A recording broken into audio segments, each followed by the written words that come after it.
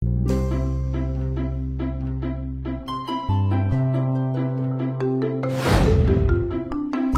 araw mga bata. Ako nga pala si Sir Chris, ang inyong magiging guro ngayong araw. Tara, samahan niyo akong muli sa bago nating aralin sa sining. Handa na ba ang ugat?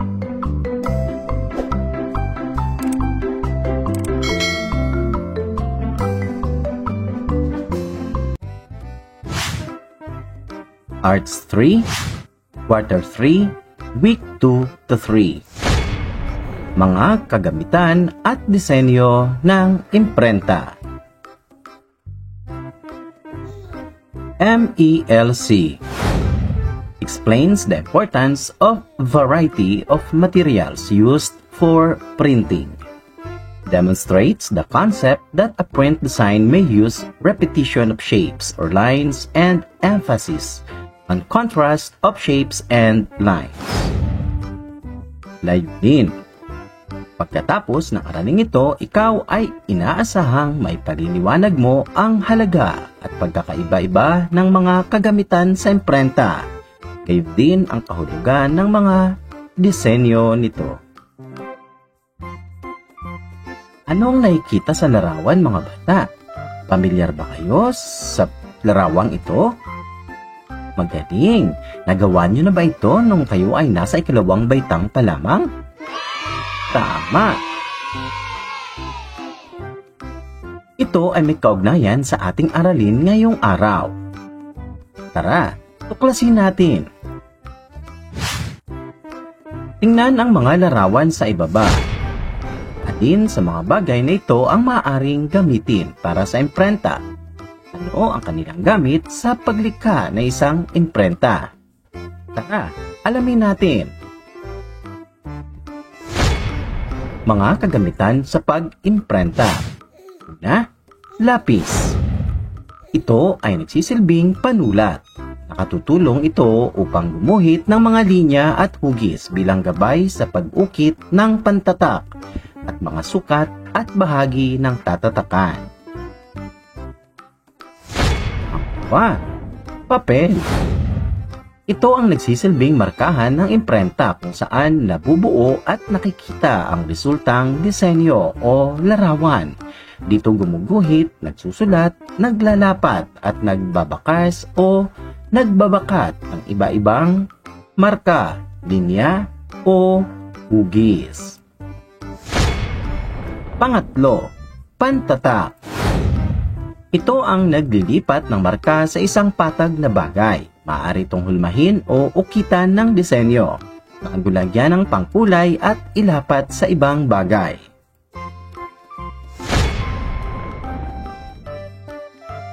Kulay. Ito ang nagbibigay buhay sa marka ng isang imprenta. Ilalagay ito sa pantatak upang mag-iwan ng bakas o markang nagtatagal sa isang patag na bagay.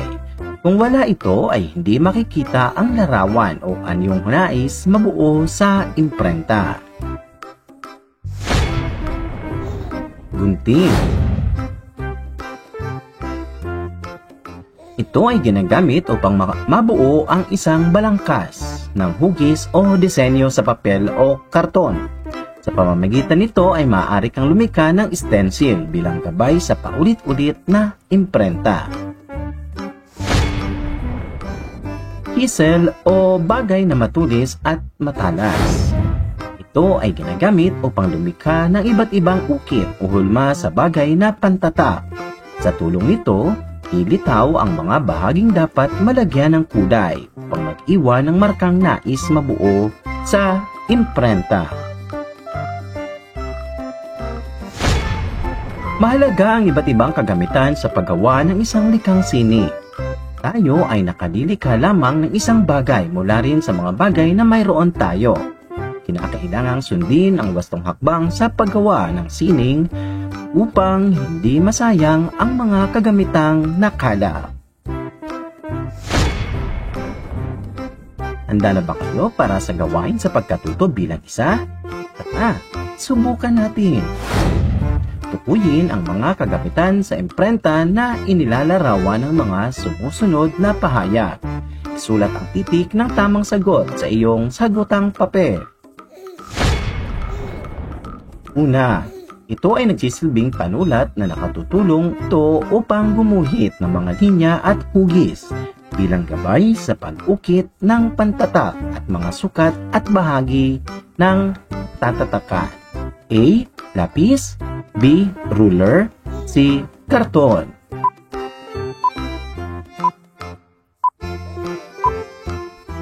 Ano ang sagot, mga bata? Magaling!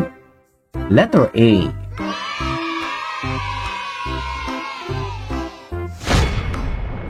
Number 2. Ito ang nagsisilbing markahan ng imprenta kung saan nabubuo at nakikita ang resultang disenyo o larawan. Dito gumuguhit, nagsusulat, naglalapat, at nagbabakas o nagbabakat ng iba't ibang marka, linya o hugis. A. Bato. B. Papel. C. Lupa.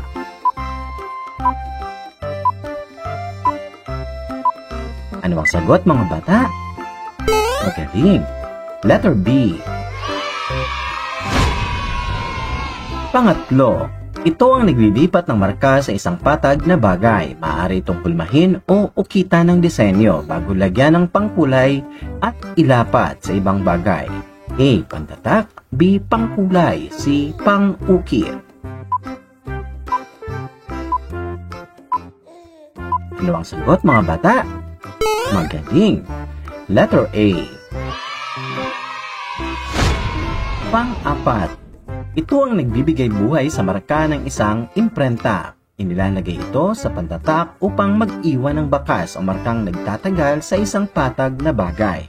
Kung ito ay hindi makikita ang larawan o anyong nais mabuo sa imprenta. A. Tubig. B. Pambura. C. Kulay.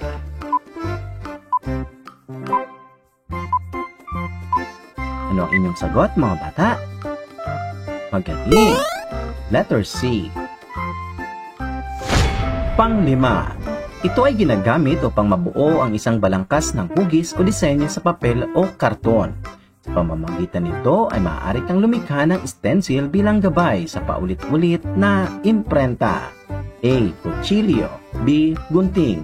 C. Hangin.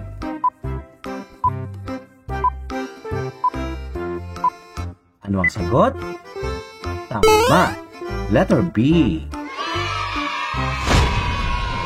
Pang-anim, ito ay ginagamit upang lumikha ng iba't ibang ukit o hulma sa bagay na pantatak. Sa tulong nito, lilitaw ang mga bahaging dapat malagyan ng kulay upang iwan ng markang nais mabuo sa imprenta. A. Bagay na matulis o matalas. B. Bagay na mahaba o matigas. C. Bagay na maikli at malambot. Ano ang sagot, mga bata? Magaling! Letter A.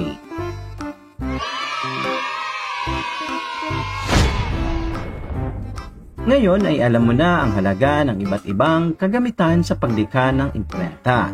Tandaan, ang bawat isa rito ay may kaukulang gamit sa proseso ng imprenta. Ano-ano pa kaya ang ibang bagay o kasangkapan na maaari mong gamitin sa pagguhit, pagbakas o paglapat ng marka? Ano-ano naman ang ibang kagamitan sa pagtatak, paggupit o pagkulay?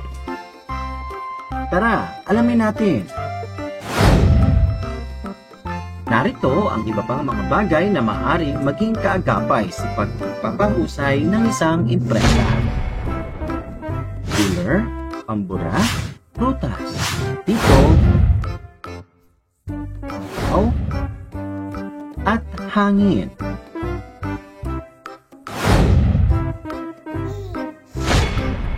Iba pang kagamitan sa pag-imprenta. Meron tayong ruler. Ito ay nagsisilbing gabay sa panulat at pagsukat. Pambura, ito ay nagsisilbing pangwasto. Prutas, nagsisilbing pantatak. Platito, nagsisilbing lalagyan ng pangkulay. Araw at hangin, nagsisilbing pampatuyo. Magaling mga bata! Tara, gawin natin ang gawain sa pagkatuto bilang 2. Tukuyin ang gamit ng mga sumusunod na bagay sa proseso ng imprenta. Sulat ang titik ng tamang sagot sa iyong sagutang papel. Handa na ba mga bata? Tara, subukan natin. Una, ruler. A. Nagsisilbing gabay sa panulat. B. Nagsisilbing pang-ukit. C. Nagsisilbing pambakat.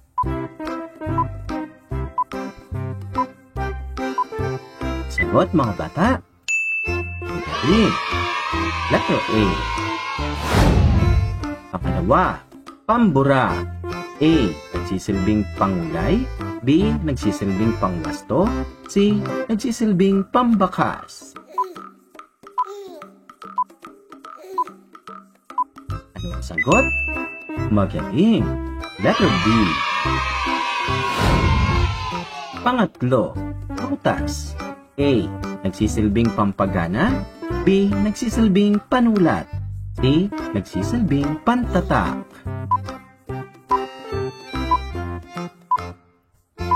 Ano ang sagot mga bata?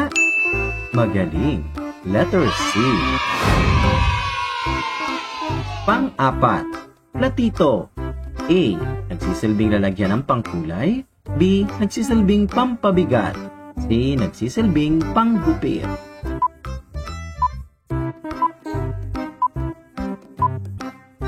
Ano ang sagot mga bata? Magaling. Letter A. Pang-5, araw at hangin. A. Nagsisilbing liwanag. B. Nagsisilbing pampatuyo. C. Nagsisilbing pampalamig. Ano ang sagot? Magaling. Letter B. Maraming disenyo ang maaaring likhain sa sining ng imprenta. Sa pamamagitan ng iba't ibang linya o hugis ay makabubuo ka ng samot-saring disenyong naisin mo. Halimbawa, ang mga marka ng iyong daliri ay maaaring makabuo ng bakas ng paa ng tuta. Ang tatak ng iyong hindalaki sa papel ay magmumukhang palad ng tuta. Ang 3 tatak ng iyong hiniliit ay sa ibabaw ng tatak ng hindalaki ay magmimistulang mga daliri ng tuta. Kaya nyo ba itong gawin mga bata? Magaling! Tara! Subukan natin. Tingnan ang sumusunod na proseso nito. Mga kailangan, papel, likidong pangkulay. Una, idampi ang hinlalaki sa pangkulay. Pangalawa, itatak ang marka nito sa papel. Pangatlo, idampi naman ang hinliliit sa pangkulay. Pang-apat, itatak ang marka nito ng 3 beses sa ibabaw ng marka ng hinlalaki. 5, ulit-ulitin ang hakbang 1 hanggang 4 sa iba't ibang bahagi ng papel. Kaya nyo ba itong gawin mga bata?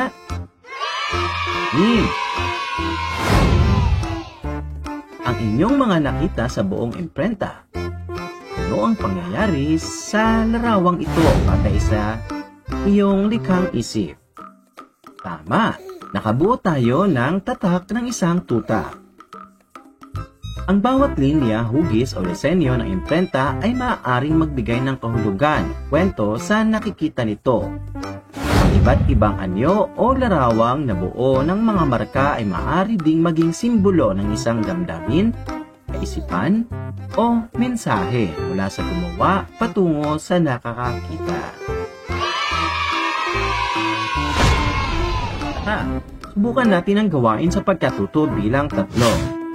Tugmain ang mga sumusunod na simbolo sa naaangkop na salita o tema. Sulat ang titik ng tamang sagot sa iyong sagutang papel. Bibigyan ko lamang kayo ng 30 segundo.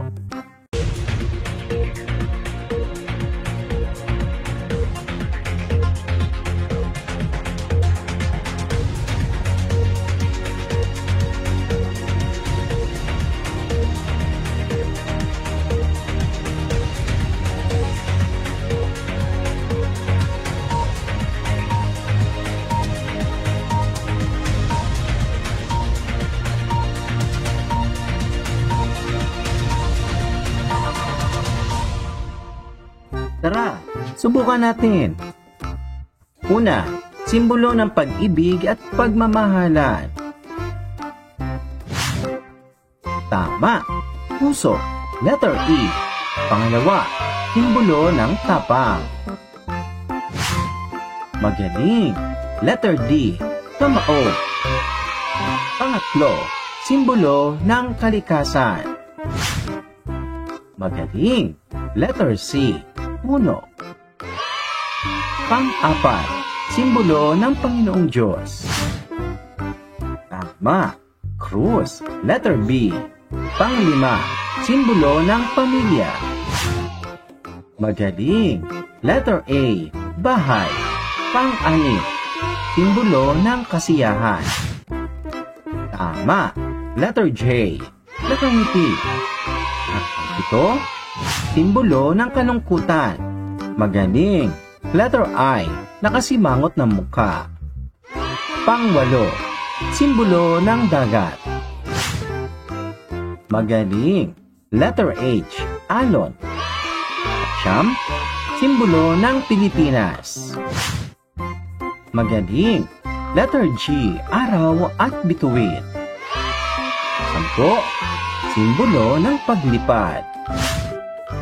Magaling, letter F, eroplano. Pareho ba tayo ng sagot, mga bata?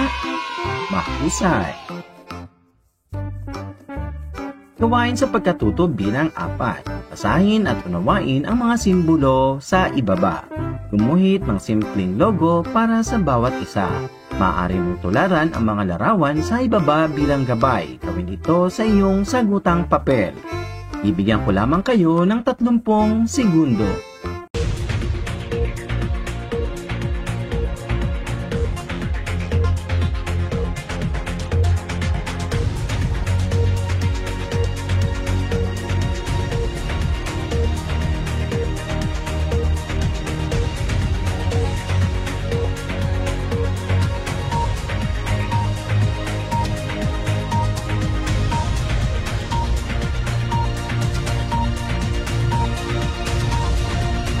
Ano ang sagot, mga bata?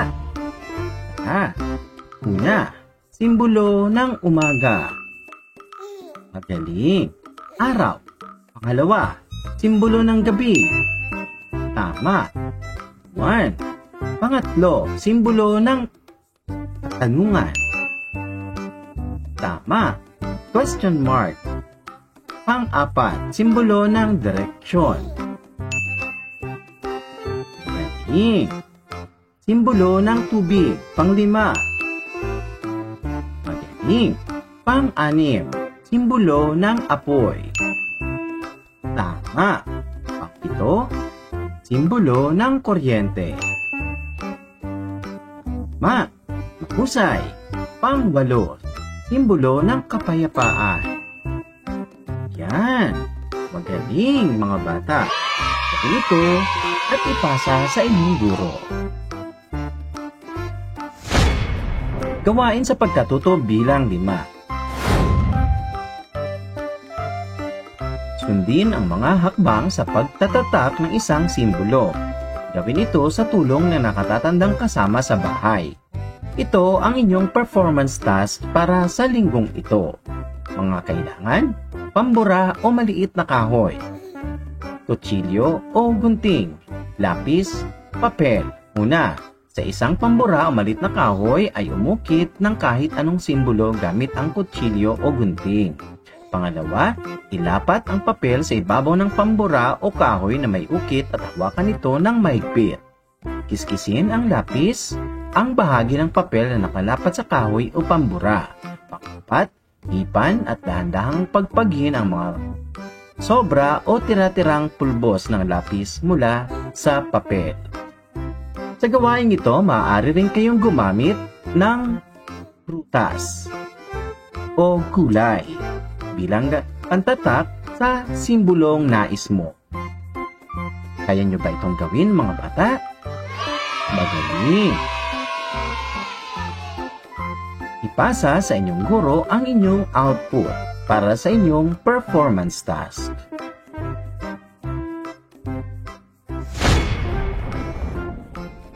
Gawain A.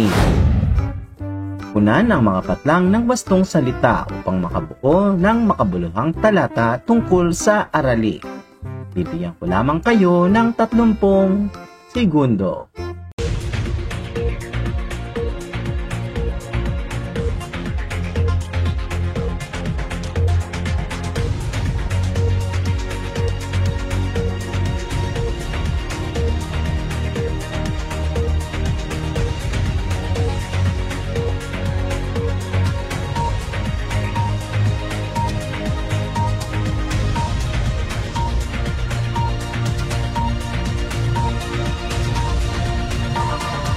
Tara, sagutan natin. Ang sining ay may kapangyarihang magpahayag ng mensahe nang hindi gumagamit ng mga salita. Sa katunayan, may mga bagay na hindi kayang sabihin ang mga salita na kayang ipahayag sa sining. Mabisang paraan ang sining upang maipahatid ang kahulugan, ibig sabihin ng isang damdamin o kaisipan sa pamamagitan ng kaakit-akit, nakahagina at makatawag pansing mga disenyo. Narito ba tayo ng sagot, mga bata? Magaling! And huwag kalimutan,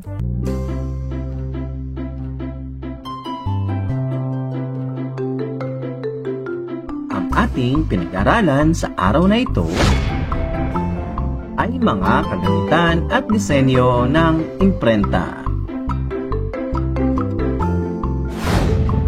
Dito nagtatapos ang ating aralin ngayong araw. Marami ba kayong natutuhan, mga bata? Magaling! Ako ang inyong Sir Chris, nagsasabing, hirap magpaalam sa mga batang napamahal na sa'yo. Pero mas mahirap magpaalam at galit ang nanay mo. Maraming salamat. Hanggang sa muli, huwag kalimutang i-like, subscribe, get notified. Updated kayo sa ating mga bagong aralin.